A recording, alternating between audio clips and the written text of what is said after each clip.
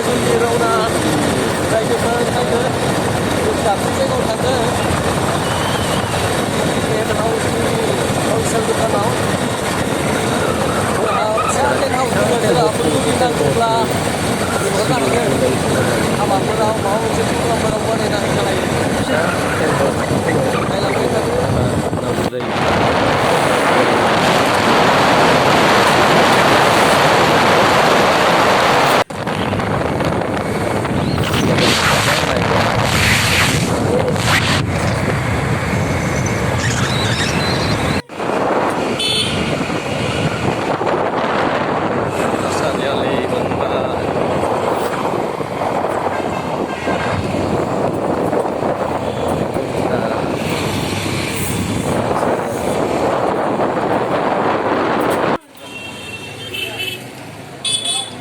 finally दायो ढेकियाजुलि मोनफैबाय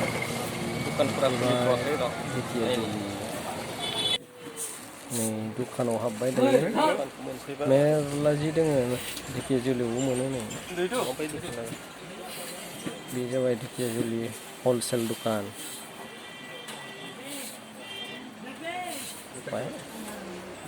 मेरला दोङो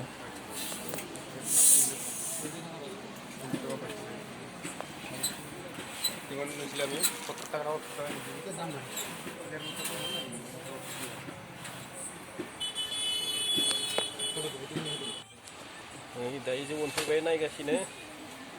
बहुद दङ सोरबाफोर नांगौबा लांफैनो हागोन नै